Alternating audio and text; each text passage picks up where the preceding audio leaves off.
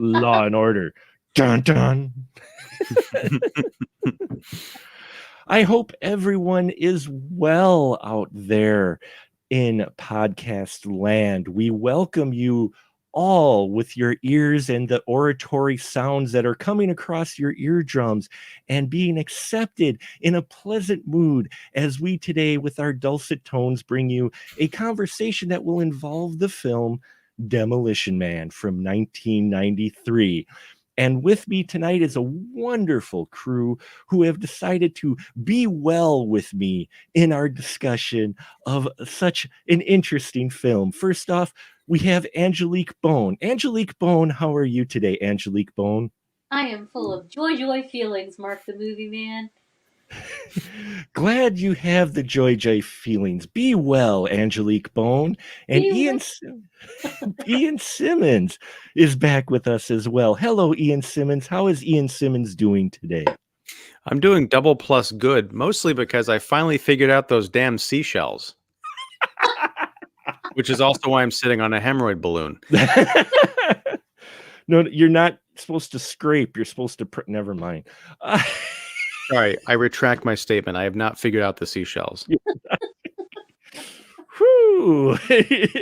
Yes, folks, 1993. It is Demolition Man we are talking about as part of I Am the Law month here in the spoiler room. So excited to have Ian and Angelique back. Thank you so much for joining us. This is going to be a fun one, I think, for sure. So I think, Mr. Ian Simmons, you get the joy this time of giving the synopsis of Demolition Man. Thank you. I was like, please help me. Go for it, dude. In the far-flung year of 1996. I mean, it's weird because this movie, it starts off almost like a remake of, what was it? The Running Man. Yeah. Yeah. You've got instead of Arnold Schwarzenegger as the paramilitary commander in a helicopter, like gunning people down, you've got Sylvester Stallone playing this military commander in a plane, a cargo plane, tracking down Wesley Snipes' character, who's a drug kingpin in Los Angeles, which is a complete hellhole. Although that's not the science fiction part of the story. He jumps out of a plane, tracks the guy down because there's a school bus full of civilians that have been taken hostage. Things go horribly wrong. Both Wesley Snipes and Sylvester Stallone, who are Simon Phoenix as Wesley Snipes and John Spartan as Sylvester Stallone. This movie is love those. It's a comic book, through and through. They both wind up getting convicted. Snipes because he's a notorious killer and drug dealer, and Stallone because he's the cop who, because of his unconventional methods, he is the Demolition Man. Basically, when they send him in on a mission, it's guaranteed that everything is going to be destroyed for him to get his collar. The Cobretti. Yeah. Oh, yes. Which I'm telling you, there is a straight line. It's a family tree. But he gets convicted of manslaughter for the deaths of the 32 civilians. And he's like, oh, people, no one was around. How would you do it? I am the law. That's the next one. But they get cryogenically frozen and woken up several decades later in the was it the 2032? I think it is 2032. Yep. No, it's the 2032. The 2032. Yes. Years after the COVID. No. So they get resurrected for their parole hearing, or Phoenix does, the bad guy. He manages to break out of his captivity and run amok, and the peace-loving citizens of the not so far future, they don't have weapons, they don't have real policing skills because everything is hunky-dory. They thaw out John Spartan to come and take down the man that he went away trying to defend everyone from. Chaos ensues, there's more demolition, and then Dennis Leary shows up and does his There's a conspiracy. It's weird, and I know we're going to be talking about this film at another point, but I watched Demolition Man with my wife. She hadn't seen it before, and she dug it. I dug it, but then the next day I was thinking about another Stallone futuristic movie, and I described it to her like, "Honey, what if we watched another Stallone movie in which it's the future, and he plays a super cop with really harsh methods? He's like judge, jury, and executioner, and he finds himself up against a police/government conspiracy that holds the entire fate of the world, in the balance." And she's like, "We just watched that movie." I'm like, "No, there's another one that came out 2 years after this." So that's a double synopsis. Yeah, I mean, we touched on it in Cobra. It feels like he's grooming himself over the years in these cop parts to play Judge Dredd. It's like he's working up to he's honing his cop craft for it. Yeah. Man, Angelique, you remember when you first saw Demolition Man? I do very much, because it was during the Sandra Bullock heyday. Mm-hmm. She was really rising fast, and then all of a sudden she's in this bizarre future cop movie. and I saw it in the theater when it came out, and just remembering laughing because of the machines that give you a fine when you cuss and everything like that, and of course the three seashells. We all wanted to know what, how, why. I always looked at the three seashells as soap, rinse, dry.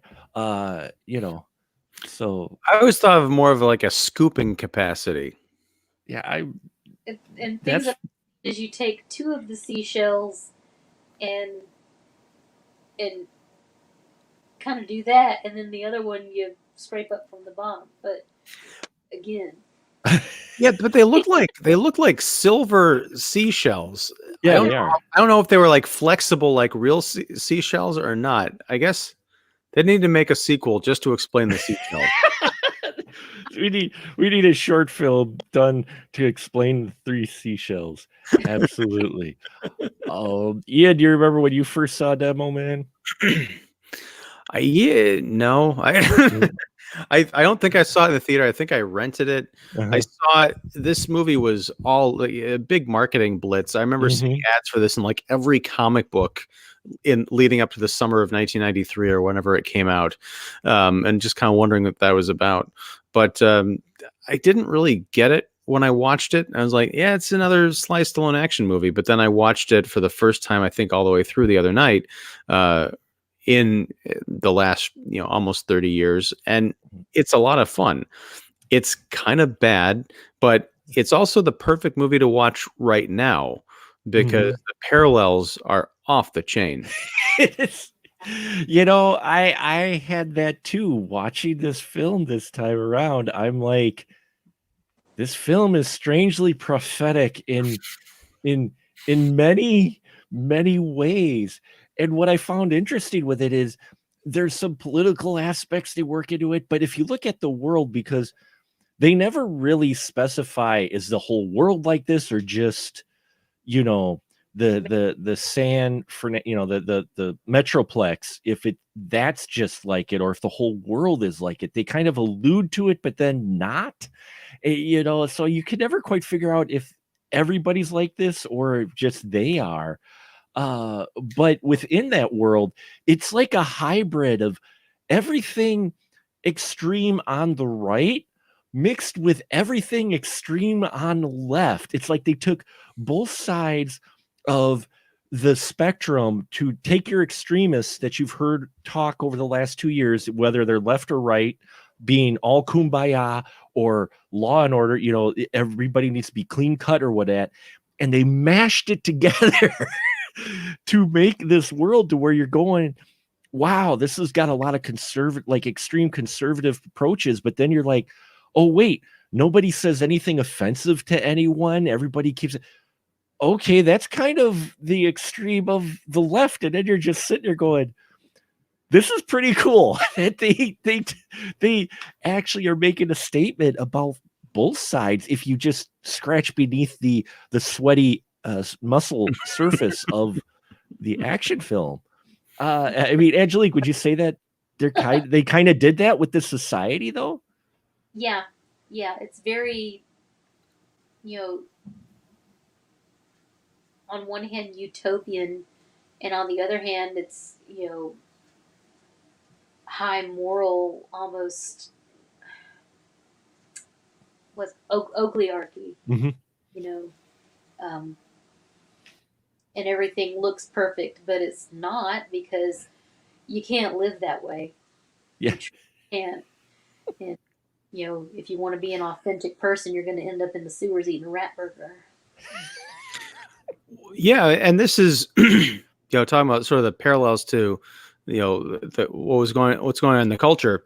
It's 1993. I don't know when the script was written, but you're talking about 4 years leading up to this film. You've got everything from Piss Christ to Two Live Crew. You've got the moralization of Tipper Gore. So it's definitely the idea of political correctness, if you want to call it that, run amok. So it's sort of imagining what the future would look like if this stuff was all taken to its logical conclusion.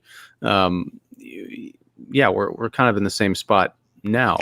But it's a fascinating kind of result. And also, if you look at the parallels to 2020 and 2021, in this future of 2032, nobody touches each other. Yep. It's all virtual sex. They can't shake hands. You've got the head villain, who isn't so much a politician, he's a scientist, talking about social engineering and talking about how, eventually no one's going to leave their house and they're going to be completely dependent on virtual relationships. And when he said that, there was a close-up on his face, and this entire time I was trying to think of, who is this actor? Because I feel like I've seen him in stuff before, but when he said that line about no one's going to leave their house, I'm like, it's not an actor. That's Anthony Fauci without glasses. But that's as far as I'm going to take that. It is interesting. Yeah. Looking at how they do things, it seems less strange now than when we watched it in 93, because they're not clapping. You don't, like you said, we get this scene, and we're going to jump around, folks. If you haven't watched this film from 93, you're missing out. But there's the scene where Sly Stallone's character, Spartan's been thought out to take on Phoenix, because Phoenix was thought out, and somehow he's gotten more muscles. He's gotten matrixed. He's basically got the Neo effect, to where he knows everything about this world, how to program shit, how to fight in many, many different ways, everything. So they thaw out Mr. Spartan, because he's an actual violent cop that we need to take out a violent criminal, which there's another statement right there. Because the soft, the rent-a-cops basically is a whole police force now. And yeah, so he ends up saving the head guy's life, and they get invited to Taco Bell, and they have a date night, and then they go home. And the reason I'm rambling here, I just want to set this up, is they go over to, he go over to his partner's house, who is played by Sandra Bullock, and they decide to have sex, and she puts it in the most awkward way possible. And she's like, oh, it's proper now. Would you like to have sex? And he's like, oh yeah. He's like, it was hilarious. He takes his jacket off. He's like, with his breath. Huh? Thaw out the rocket pop. And then it's my favorite scene, because I've always been a Sandra Bullock fan. So I totally dig how she just handled the scene, because she comes out in kind of a negligee type of thing, and he's like, oh, all right. And she's got this case. She opens it. It's got the two helmets, and she puts the helmet on him. And I love how she just hands him the towel and just goes, here you go. And it was just pragmatic, But I mean, here's Sandra Bullock, kind of the wholesome, because she had that image for a while of the wholesome girl, the lack of her, the wholesome woman. She got a lot of roles to where she was the girl next door, wholesome type, and she just hands him the towel. Here you go. And I just, the way she says it, it was hilarious. And then they put the helmets on, and I'm like, this is 93, and I'm watching this going, they're having cyber sex. And like, computers were just on the internet, and that was just on the right. I'm like, They knew what they were made for. they knew the way. But I mean, you putting a helmet on and being virtual. I mean, we've got VR now, and they're showing it here in this early film, and it's like, well, it's also because it was wireless. I mean, it's not like they had these giant cables between them or something. I mean, this is one of those kind of movies that always makes me think, is it a chicken and the egg situation? Did the people who designed the tech that we're experiencing now, were they big fans of Demolition Man? Like, I'm going to make a Demolition Man helmet. And then they spent like 25 years bringing it to life. What I thought was really fascinating about that was, you think of Sly Stallone, the big macho guy, given the opportunity to have at least virtual sex with Sandra Bullock. But he puts on this helmet, and it's not only disturbing for him, it's disturbing as an audience, because it's got this weird music. It's got these extreme close-ups of her kind of writhing in orgasm, but these crazy, like, harsh red and green lights. It's like going back to the Joker, it's like this weird freak show that's going on. And it's unclear if it's just that his brain was not compatible to the idea of what was going on. Maybe if he was in the mood or understood what was happening, he would have seen, more conducive imagery to sex. But it's a disturbing moment in a film that I think a lot of people would think it doesn't deserve something that's that smart, that layer of like, no, we think of Sylvester Stallone and this archetype as being a dumb guy, like, yeah, I'm just going to get in there, like, do it. But he's actually a guy with feelings, and he respects his partner, and he doesn't quite think this is natural because it's not. So his brain is rejecting it. That's some really smart writing there. Oh yeah, I mean, and there's a lot of moments like that. If you actually kind of look past the action sequence, they're doing a lot of really interesting commentary and perspectives and approach with these characters that you're not diving so deep into them, but just the way they're presented, you get stuff like that. Like, because with the helmet too, let's not forget, she put the helmet on as well, and she started ahead of him. She was already into it before he even figured out how to use the helmet. So we're not even talking about an interaction that is real time between your two partners. It's, you put the helmet on, and yes, I know we're focusing on this, but I just found this one scene really fascinating how they present it, because if you think about what's going on, she put the helmet on and she's into it already. I mean, he's staring at her and she's just like, and he's like, like, we haven't even started, I don't even know how to work this thing. And he calls it. So made me think, so the helmet isn't interactive live. It's like a bot. It's like, you put your helmet on, she puts her helmet on. It takes the image or the consciousness or whatever it pictures the person with the other helmet on, puts it in your helmet, and you can do whatever you want. But it's not, what you're doing in the helmet is not actually being done to the person on the other side of the bench, right, or whatever. It's an image of them, but you're not. Right. It's an image of them, but you're not having the same encounter, really. Right. Yeah. I didn't really thought about that. That's really cool. And something to what you said, Mark, about this being initiated by her, from the proposition down to getting the equipment out to putting it on him, or like handing it to him. We talk a lot about, the concept of the female character as having agency or being a strong female character in movies past. This is one of those instances where I think it really stands out, because a lot of this futuristic PC culture is driven by men who do not have the instinct. It's not them driving the opposition to all of this.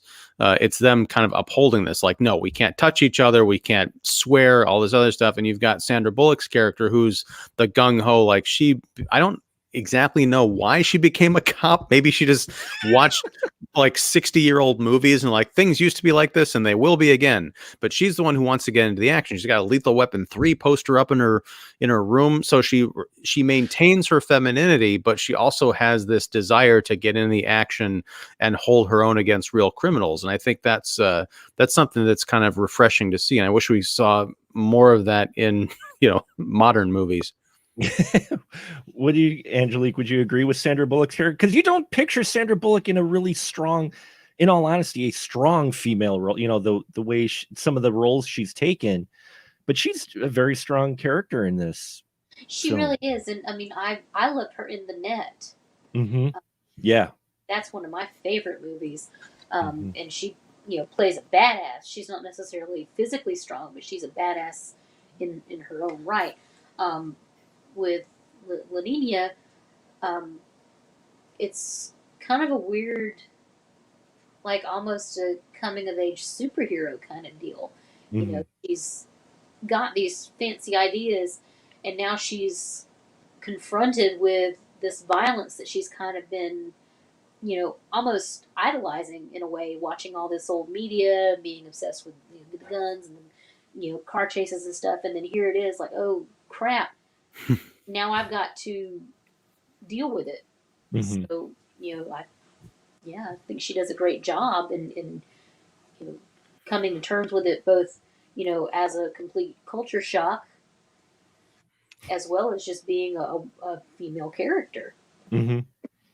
And you're right, though, that she does still get the reality check, especially when you get this scene with the cyber helmets, the cerebrosex, that you have here, because he's just like, oh, why don't we just do it the old-fashioned way? And she's immediately like, ew.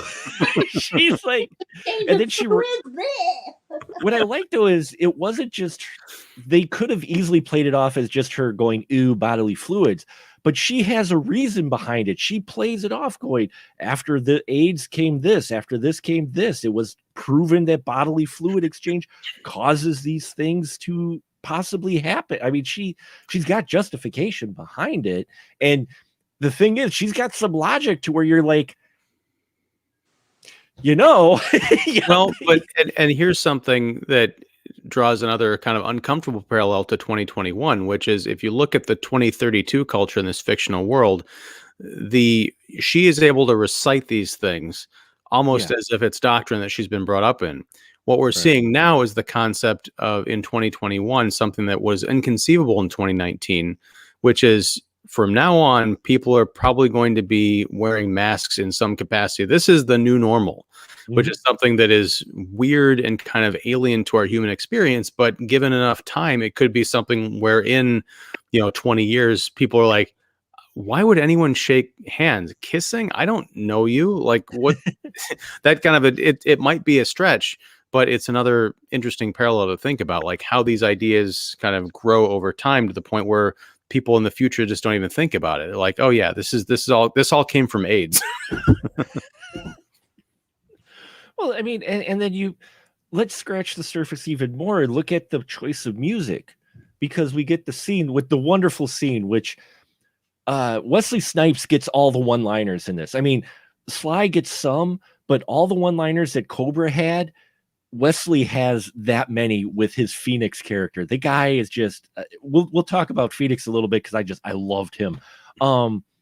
But you get that scene to where they've got Spartan in there, and Lavinia and her partner, they got the radio on. Oh, let's play some classics that and they're mini tunes that are ads. They're basically commercial jingles they listen to, and these people, they're singing, and you're like, wow, how could they be into it? But if you look at the age of these two characters, they've been raised in this town on this society. Like you said, Ian, this is the norm.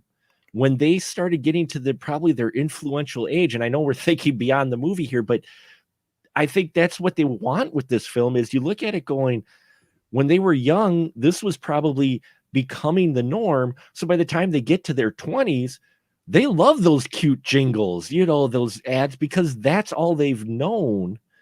Well, it's also possibly, and I just want to Yeah. clarify something earlier. I am not an anti-masker. No, I'm you're not saying making a like, oh, statement. this, No, yeah. right. I'm just looking at the kind of the logic of the movie as a parallel to what is going on with today. But Right. no, I mean, it's interesting. I hadn't really thought about this until you were talking about it, Mark. But what would cause someone to, or a culture to embrace commercial jingles over music? And Mhm. part of that, I think, is because if you're going to plant this idea that kissing is bad, holding hands and having sex, what is music? Love songs, they have to go out the window, to the point where it's like, yeah, just sing about green beans. Why not? Them sexy, sexy green beans. Just don't think too hard about the Jolly Green Giant and you'll be okay. That Angelique, do you want a moment for Good. Jolly? You Good. good? Okay. Yes. Okay. I've got an extra helmet and some seashells. No. Just- Here you go. Angelique's there putting the helmet on herself and then putting her hand on a can of peas for Yeah. helmets. There you go. Please, let's move on. Well, no, but they also don't dig into it too much, but you realize too, and that's what I liked about what I love about this film, especially watching it again. I realized I watched this a lot of times when I was younger. Is they don't go heavy into the explanation, but they drop a lot of these historical bits that if you sat there and you could focus on it, you can draw some logical conclusions. They talk about the big one of 2010, the big earthquake, which while it may have affected California, because there was always the talk of San Andreas and the line eventually California separating and whatnot, you had Escape from LA and all that.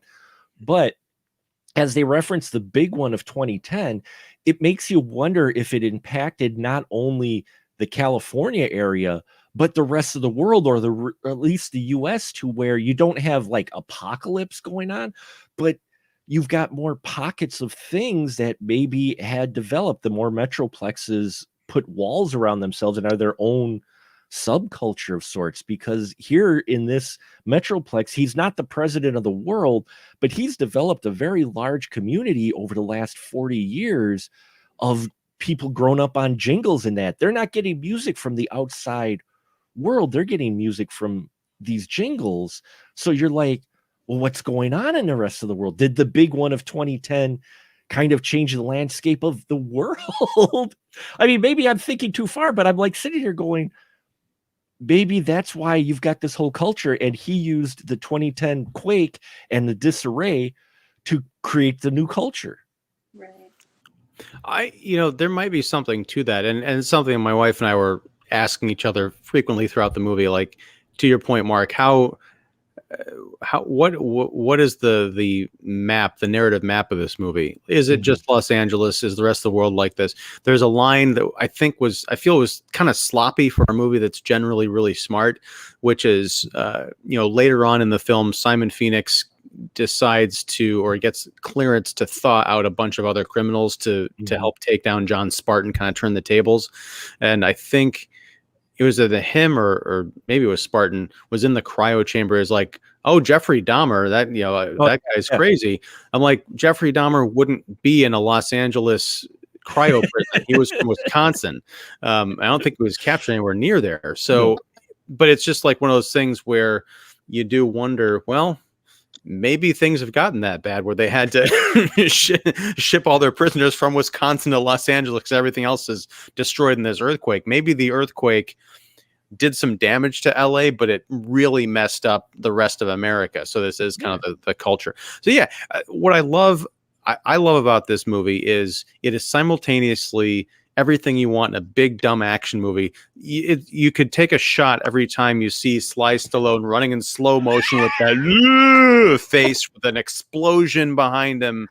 It's like McBain from The Simpsons, but then also you get this really kind of smart sci-fi dystopia stuff going on in the background, like very little, almost like the Mad Magazine details and the margins that you could think about for hours. It's brilliant. Yeah, I mean, because you've got the museum where they've got the Hall of Violence, and they've got a glass area over an actual street of LA before the big quake. And of course, the fight between Spartan and Phoenix is taken here because this is the only place they have guns, which again, we're making another statement here. This is, you're right, Ian. I really think some of this is on purpose. It's not just in there for comedic. They're making some statements. Only place you've got guns is in the museum now in this non-violent world. So that's, of course, where Phoenix goes to arm up, and Spartan is there. And, of course, their battle immediately takes them through the floor onto the old school LA streets to fight. And I just liked that little bit to where you knew it was coming, and they take the fight down there. And I loved that bit of the old school fighting on the old turf. And it is interesting because, yeah, the people who are living underground who are led by Dennis Leary, and it turns out that he is the that's a great little narrative point. The whole reason Simon Phoenix was resurrected by the head scientist guy was because he's the only one who could really be smart enough and bloodthirsty enough to eliminate the competition to this, new world order. But I like that the underground dwellers, yeah, they're scrapping for food. They're, doing these little graffiti kind of rebellion runs, but they're generally happy with the freedom that they have. The people above ground are happy, but it's this sort of, they don't know anything else, and everything that's supposed to be fun, they're told is bad. So yeah, I like that little clash of cultures there. Stallone, I think we've talked about him as an action star, but I don't think he gets enough credit for his comedic chops. A couple of years before this, he was in a really fantastic just straight comedy called Oscar. And I think you get to see a little bit of that in here. Like when they're underground, he has the rat burger and he realizes what he's eating, and he just keeps eating it anyway because it's kind of like the only game in town. It's a fun, lighthearted moment. He's good. He pauses while he's chewing. He's like, "It's a rat burger," and he gives it some thought, and he chews a few times. He's like, "This is a big burger. This is about the best burger I've had for a year." Yeah. What'd you think about the comedy in this, Angelique? Did you like it? Did you like Sly Stallone? It's cute, and you know me, I love puns, and I like elevated humor as much as I like, Three Stooges type humor. And, a lot of the humor comes from just the sheer what the crap is happening, like Taco Bell. Mm-hmm. That dinner is just, it blows my mind every time, and I can't help but laugh because, it's like a Hollywood opening. There's red carpet, there's strobes, and big lights, and everybody's all dressed up and formal. And, I'm like John Spartan. I'm like, we're at Taco Bell.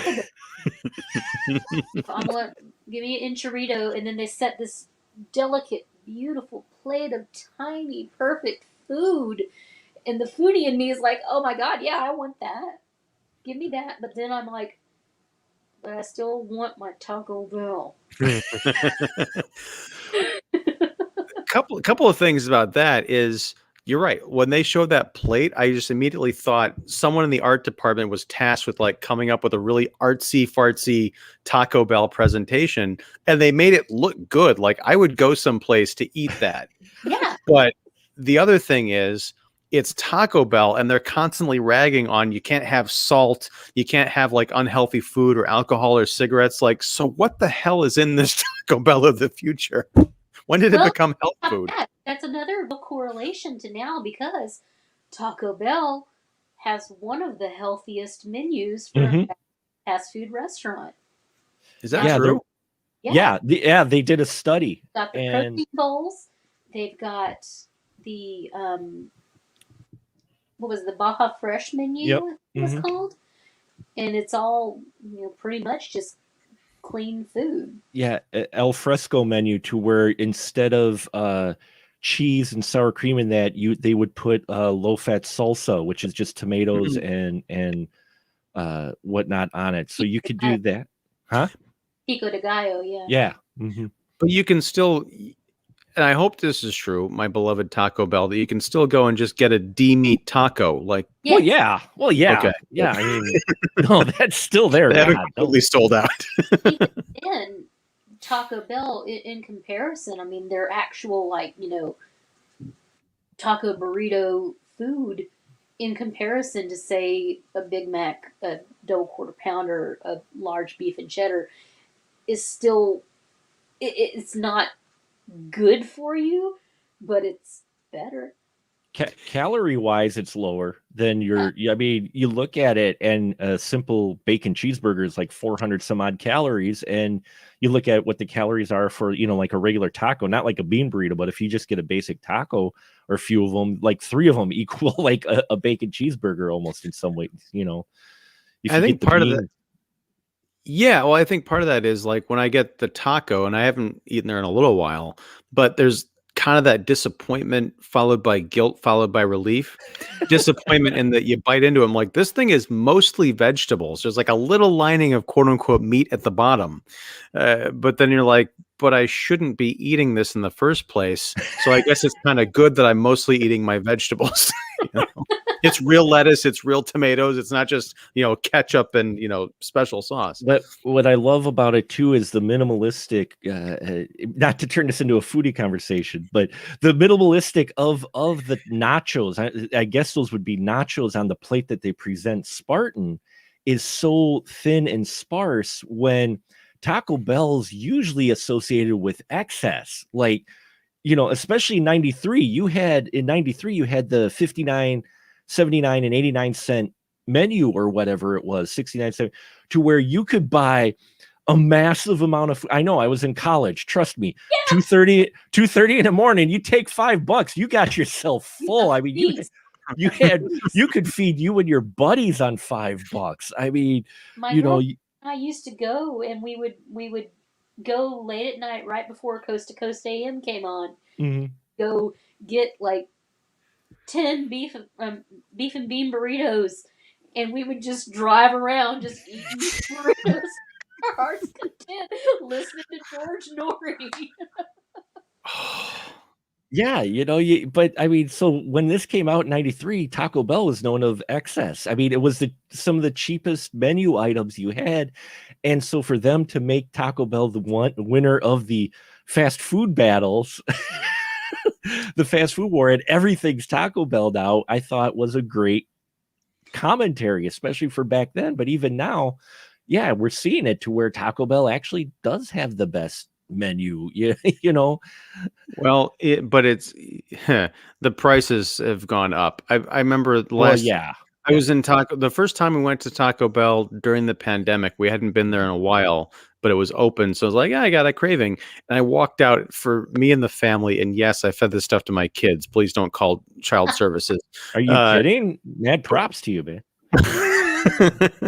But I came home and I looked at the receipt. I'm like, $32. This should be like $5.50 max to feed 4 people. That's still cheaper than McDonald's though, because their value menus are up in price a lot more than what they used to be too. So I mean, for a family of 4, we've got a family of 4, and yeah, it's pricey now to go to McDonald's too. It's no more less expensive than going to Culver's anymore, really. Well, and that's kind of a good thing. I mean, because you've got the McMortgage menu, and it's sort of like I could do that, or I could just stay home and make myself a sandwich for an 18th of the cost. And it's going to take 20 minutes to make up a burger, but that's also 20 minutes to be getting in the car, driving down, and being in a drive-through and getting back home.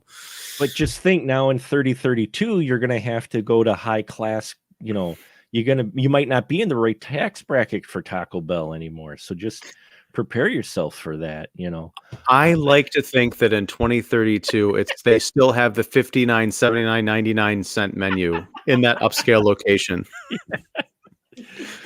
What I loved about the whole Taco Bell thing too was they use this scene where, okay, the joke and the gimmick is Taco Bell, but they then use it to explore the fact of, again, making this there's a lot of subtext in this film making commentary about what they've taught the public of how incarceration is versus what incarceration actually was.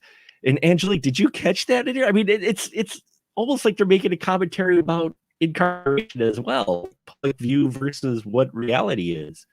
A bit. I mean, especially the memories that start surfacing. Um,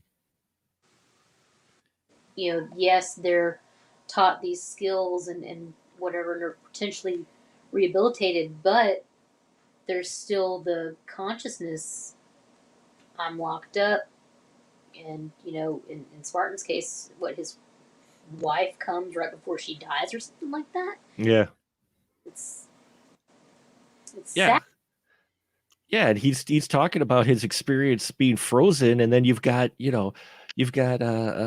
Lavinia there going, wait, I thought they weren't supposed to remember anything, and the guy's like, well, no, they don't, and Spartan's like, excuse me, he's like, I was there, he's like, Well, yeah, because I think he said I've been dreaming about Phoenix or something for yeah, 30, trapped in a 36-year nightmare. I mean, my God. Mm. But it also gets into the question of, was there any kind of a waiver that these guys, I mean, they're prisoners, so they have very limited rights anyway, but right, what can they, that whole thing about implanting memories and skills sounds great on the surface because they come out with some kind of a trade, but they it's a surprise to them. They're like, I never signed on to this.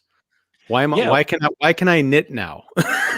which was a great gimmick because, again, that goes along with Sly Stallone's comedic timing, because he's watching this tape of, there's a recording at one point when Phoenix escapes museum. He confronts Cocteau, which is a great name, the guy, the leader, the mayor or whatever, the leader of this whole metroplex who's created the society, and he can't shoot him. It's a RoboCop moment. Don't tell Yeah. me they didn't borrow from RoboCop. It's a prime directive. It's directive 4. They literally implanted that on Phoenix so he can't shoot the head guy. So you get that moment, but you've The got reverse Slice. Zoolander. Huh? What? It's a reverse Zoolander. Yeah. But what's great is a Sly. Spartan's got this container of his effects, and he's got his beret, which he had in '96, and then there's a ball that's behavioral training, or I forgot what it was called, conditioning, and he starts doing the knitting thing while watching it, like subconsciously he's doing it, and they don't really draw a huge amount of attention to it, and he does it so natural. But it's hilarious because he pulls out the needles, and he's watching the footage, and yeah, that's where he sees that Cocteau's in on it and everything, and the big reveal. And then we find out the next day he knitted Lavinia a sweater and talks about, how do I know Bob and Hook, and that's where we learned that someone was doing the Neo. Yes, this is 6 years before the Matrix, and they talk about someone getting implanted skills into their brain. Had to be Wow. influenced there. Very Matrixy what happened to Phoenix with what Cocteau did to him by putting in martial arts skills. I know Kung Fu. Literally did that to the Phoenix character. And they implant knitting in Spartan's head. So you got a little Matrix going on there.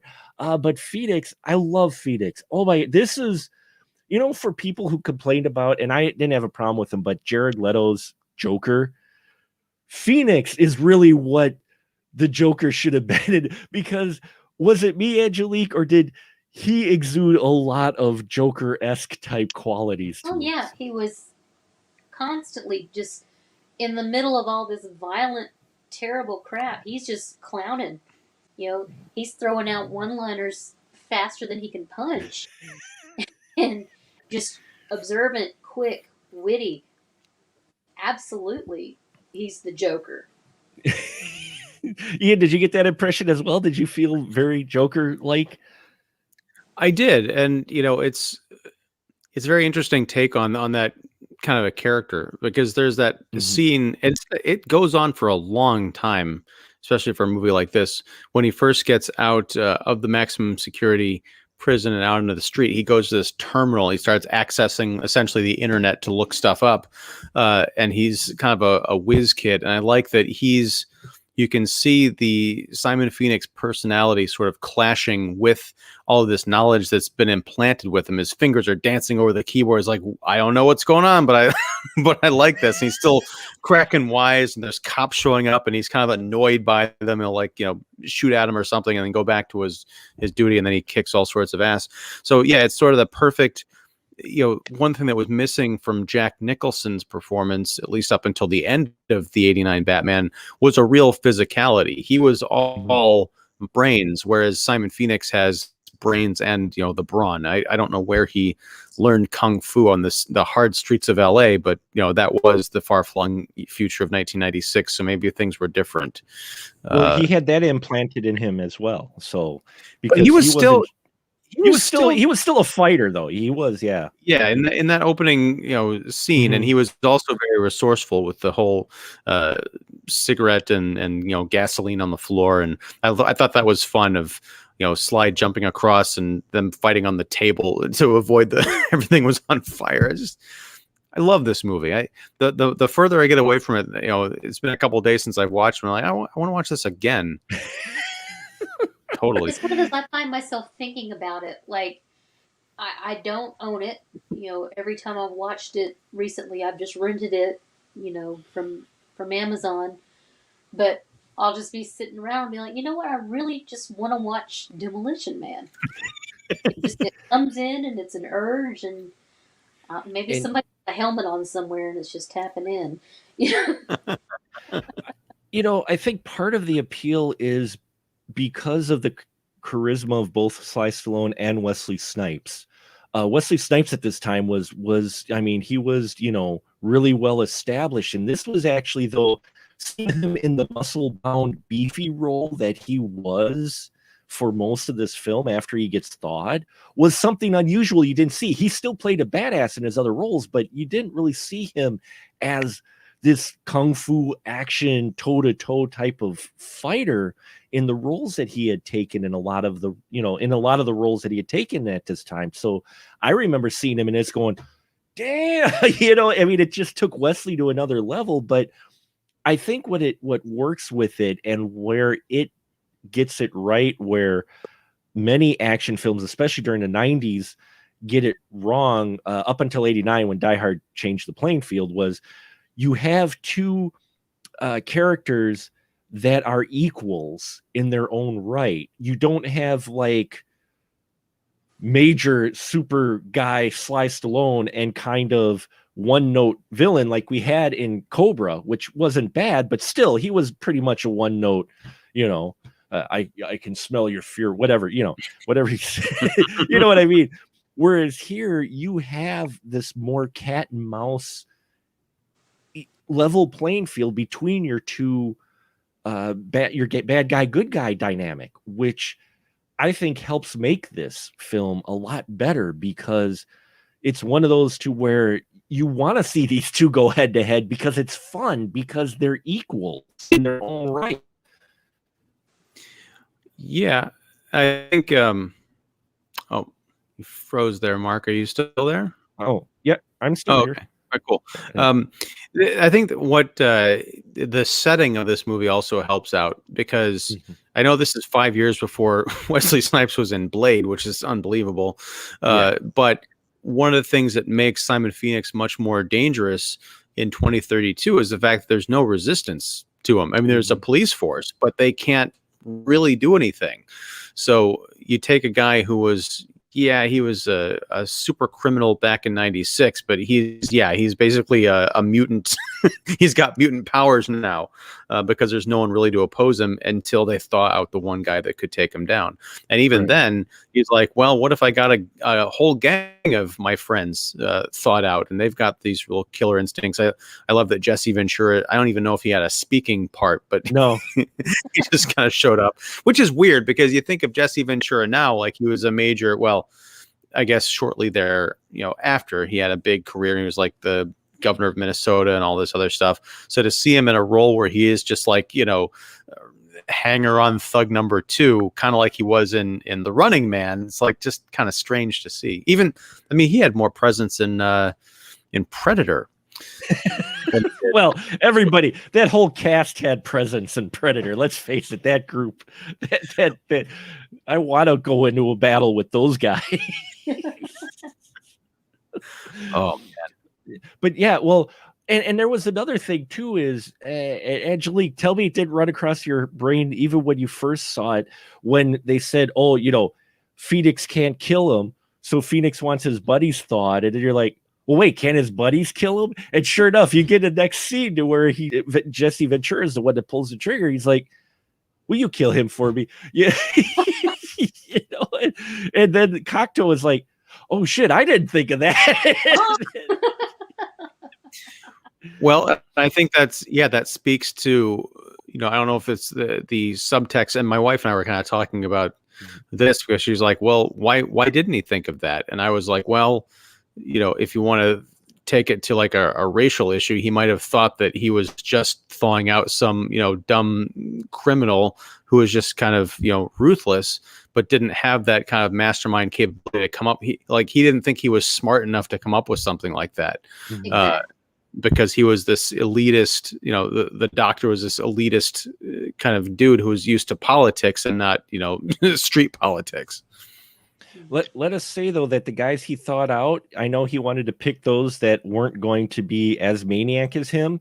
They got taken out by the scraps, because we never really see those guys too much. We see them in the beginning when they ambush,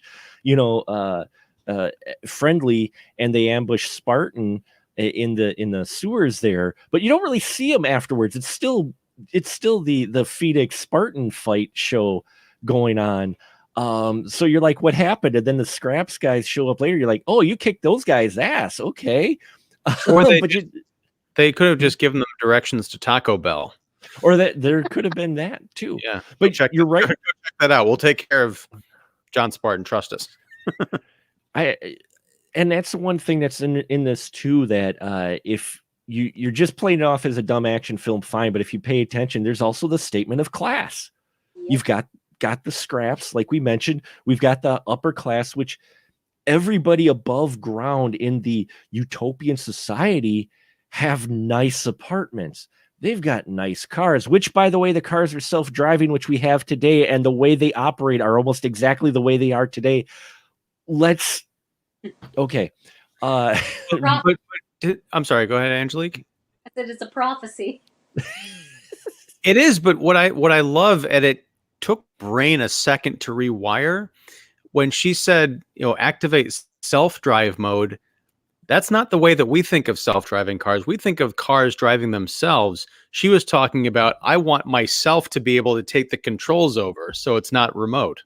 Yeah, it's a little reverse. I mean, Yeah. They still have it, but yeah, it's so the standard is it not driving, and then you pull it out, versus now where you drive it, but then you want it to self-drive. So yeah, it's a little reverse, but still more prophecy. But Just wait Angelique, till people start using the helmets in those cars too. Angelique, we have that class statement here, because you got the scraps in the upper high class, basically above, and the Morlocks and the Yeah, Eloy, yeah. that's it. in a way. But you also have Cocteau underestimating the criminals with Phoenix. Would you say there's also a statement there? It's not just class of like higher or lower class, but he's underestimating what he considers a dumb criminal. Money and power don't make you smart, and Mhm. we saw that play out hard a couple weeks ago. And that's just it right there. That's the classic thing, yeah, I can be as selfish and, yes, I have the means to make this happen, but somebody smarter than me is going to take me out. Mhm.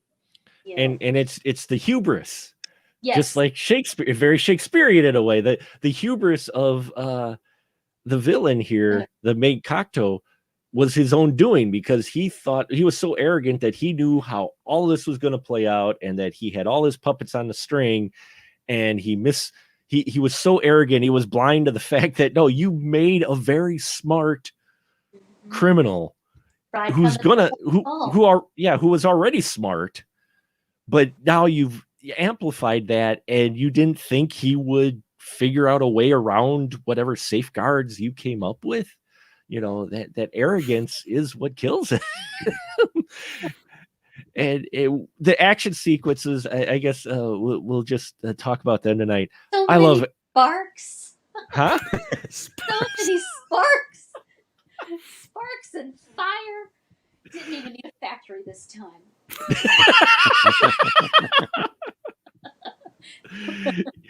In action set pieces in here, I mean, you get everything you want. This was meant to be a tentpole film. As you said, we got all our product placement. It was hugely hyped. You had two big names in it. This is back when you didn't have a tentpole movie every week. A tentpole movie was a tentpole. This was it. And what do you think about the action scenes? Do they pay off? Oh yeah, I mean, I love talking about Wesley Snipes. We haven't really talked about that bleached, that orange canary, sculpted fro he's got. When he gets turned into liquid nitrogen at the end, or kind of crystallized, his hair, he turns completely Snow White except for the hair. Whatever he put in there was just amazing product. But it got me thinking, yeah, it's kind of a ripoff of Terminator 2, which came out a couple years before that. But I swear, Joel Schumacher and whoever wrote Batman and Robin ripped that off with the whole Mr. Freeze angle, with everything kind of turning into ice gradually with that freeze gun. It's a beautiful image, and also just a cool way to take out a villain. And the head. Snipes gets decapitated, and then his head falls and shatters into a billion pieces. So yeah, A+ on the action. But I'm happy to say, for all the reasons we've been talking about here tonight, the action scenes are the least interesting part of Demolition Man. They're still well done, but it's not the reason to watch this movie. Yeah, they're exciting, but Angelique, would you agree? I totally agree, and they kind of drag out as well. Mm-hmm. They're very just lengthy, and I don't know if that's so much to show the real differences between thought out Phoenix versus thought out Spartan, or to try and rekindle the old rivalry. But I preferred the talking. I preferred the scraps and all that interaction versus the gunfights and everything. Or you get the interaction with the gunfights. The fight scene in the museum is one of my favorites. The dialogue, they're shooting back and forth at each other as they're shooting it, and they're still adapting to this new world they're both in, but they're surrounded by at least familiar things, the guns. That, I like that, what you were describing there, but I couldn't turn my brain off during that. Partially because this is a movie that invites you to leave your brain on. And I'm thinking, I get it. It's a museum. They've got a weapons section, but there are museums, around here that have antique guns and not so much antique guns. I don't think they have live ammo in those guns or sitting around, like the laser gun that Phoenix grabs. That's kind of futuristic. I don't think they would have left a charged battery in this gun. Maybe it's hubris. Maybe they're like, well, violence isn't a thing anymore, so why not? But it's just really dumb.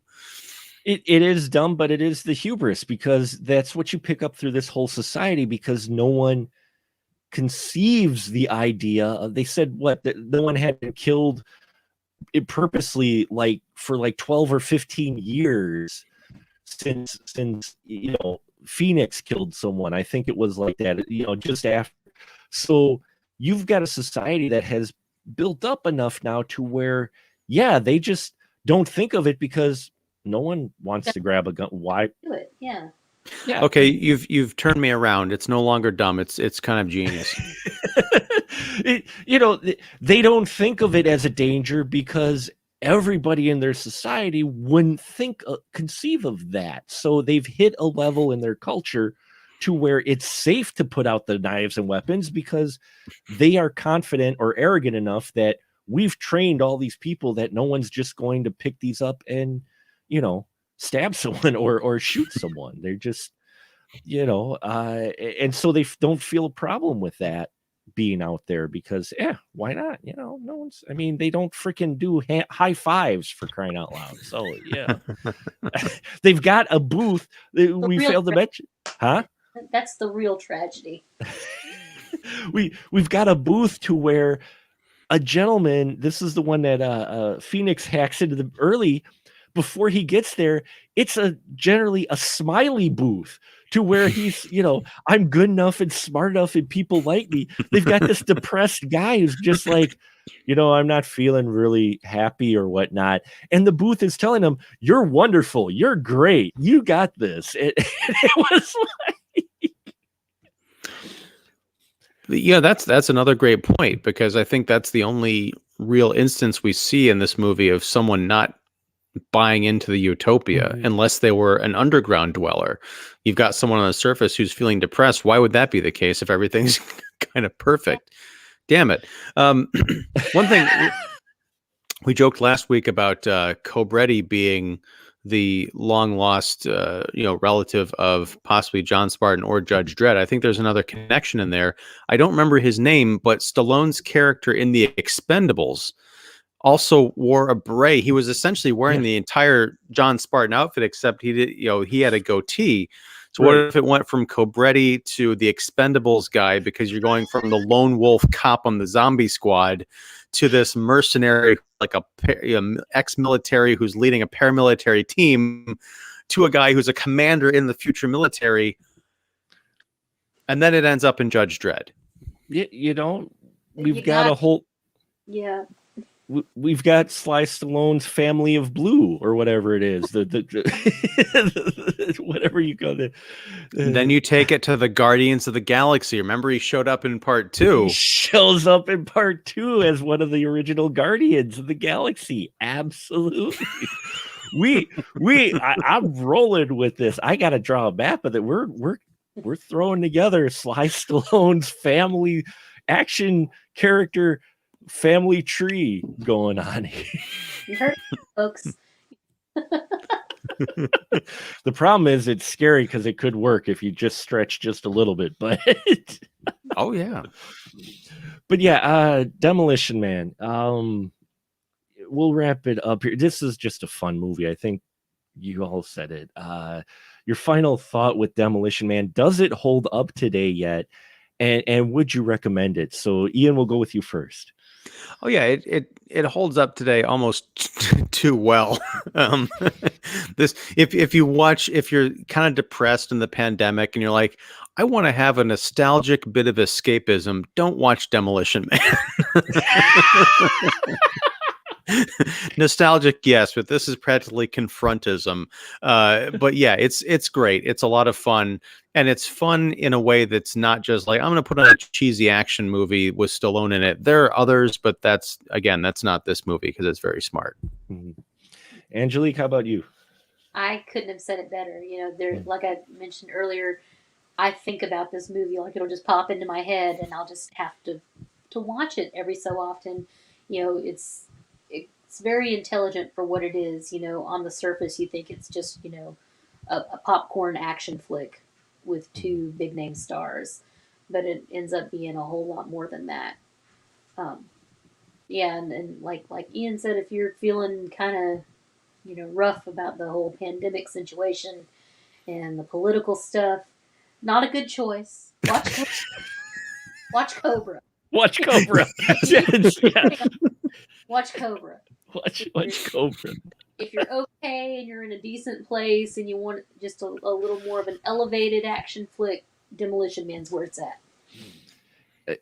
Yep, and you all said it great. I mean, it's fun. I've watched this film many times. I got it on Laserdisc. I watched the Laserdisc. That was fun to watch it on that. Is there like a commentary or anything on that, or extra features? It's just that one's just got the movie on it. Because I'm probably gonna. I think the Blu-ray is like $7. I'm probably gonna order it soon. But it'd just be nice if there was some extra stuff on it, because I can't get enough of this movie. Well, and I'm glad you brought that up quick, because if it will hold up in Blu-ray and HD transfer, because most of the practical effects, except the last one, which had your cheesy 90s building explosion Photoshop. Outside of that last shot in here, most of the effects are all practical explosions, all practical. I mean, except the opening shot, but even there with the burning Hollywood building signing that, it looked good. But Yeah. 98% of the effects in here, they've got on actual screens, and they've got stuff they're interacting with. And the production design, it holds up. The special effects hold up really well in this sci-fi movie from 93. So yeah, I love this film too. There, for all the reasons you guys said. It's one of those that it's more engaging than you might expect from a film called Demolition Man. It really it really is. It's one. Some action movies you can put on in kind of the background, and you can tool or whatever, bro. You got it off to the side. You're like, oh, you're watching. Demolition Man is one you watch because you've got it. Just fires along. It's edited well. It's, the audio is great. Music is fun too. It's one of those films where I think it should probably be talked about more than it does, because this is what you want out of your action popcorn film. I wish they would make action films like this a little more, to where you don't get browbeaten, but at the same time you can see themes and stuff they're making commentary on without slapping you right in the face going, look at what we're doing, look at what we're saying. But at the same time you're like, oh hey. People understand, huh? Yeah. It doesn't take much to just think just a little bit further to what they're talking about, and then you're just going to be sitting there like we just did, thinking about Taco Bell and how that came to be, and what happened to the rest of the world, and you want more of this world. And that's where I think this film is a success, is that you are engaged, you're involved, you are interested in more than just this guy fighting this guy. Is I want more of this world. And Otho shows up. So a relative of Otho shows up who survives the whole film. He goes through 3 bosses. I love Otho. I love was it what was his name? Something Bob, Associate Bob, played by Glenn Shaddix. He was a great minor character. He just this running gimmick of the secondhand guy who the minion who manages to weasel his way through the entire film, even up to Edgar Friendly and becoming buddy with him and his servant. Well, end. And they didn't kill him. I think guy he would not have, if they were to remake Demolition Man, there's no way Bob would be alive at the end of the movie. No, and I love Associate Bob. I love the actor, but I love the fact he's even sporting some of the Otho look. I'm like, that had to be almost intentional. He's playing the Otho angle. And the girl the woman sitting next to him at Taco Bell almost looked like the one woman from Beetlejuice, for crying out loud. Catherine O'Hara, yeah. Well, no, not Catherine O'Hara. The one of the side characters were like, I hope it wasn't another one of your suicide attempts. The skinnier goth. The Asian lady. Yeah, she looked a little bit like, reminded me her of a bit, and I'm like, I'm getting Beetlejuice vibes for around Taco Bell table. But yeah, so there you go, folks. Demolition Man, fitting for I Am the Law month, I think. Definitely needs to be watched if you're looking for, just don't go in there if you're in a political headspace of some sort or whatnot, because there is a lot more prophecy in this 93 film than you would have expected when you watched it back in 93. So there you have it, folks. And now, as always, this is the place where I give my license to shill to my wonderful crew members. So Angelique, the license to shill is yours. Go ahead. Just check out monstersmadnessandmagic.com. Go through the different sections. Check out the podcast. You can find us on Facebook and Instagram at Monsters, Madness, and Magic. Well, got tongue-tied there. We've got some exciting shows coming up. So she was just thinking of Sly Stallone in that thawing out scene is all. Yeah. I mean, hey, he was very well put together. A very impressive specimen. Yes, all muscle in that scene. It's just Yeah. like I wouldn't blame you one bit. Ian, floor is yours, sir. License to shill. Well, thank you. Well, I'm here every Tuesday, uh, and loving it. And I'm also the proprietor of Kicking the Seat, which you can find at kickseat.com. Also, I have a YouTube channel, the Kicking the Seat YouTube channel, where every Friday we're doing a WandaVision recap, which is a roundtable of talking about the Disney Plus series WandaVision. And Mark has been gracious enough to hang out with us there in the chat and offer theories. And, it's a really good time. So yeah, you can join us live 8:30 Central on Fridays for as long as the show goes. And from what I think I saw in the Super Bowl trailer, that's probably going to roll right into that Captain or Winter Soldier and Falcon show that they have coming out in, I think, March. So Oh my God, I it's a buddy cop movie show between Soldier and Falcon, and I figured it was going to be okay because I liked the chemistry between Sebastian and who plays Falcon again? Huh? Anthony Mackie. Mackie, thank you. Anthony Mackie. I love Anthony Mackie anyway, but I always loved just the short moments we got between them, like when they were in the car talking about him. So that's the granddaughter of the he's gonna kiss her.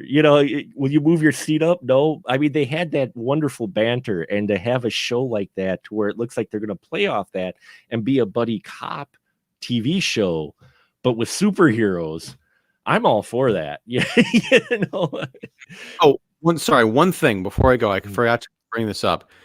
In Demolition Man, Yeah. Sly Stallone's character, he had a wife, but he also had a daughter who I thought she was still alive, living in San Angeles, and he just never quite picked up the phone to look her up.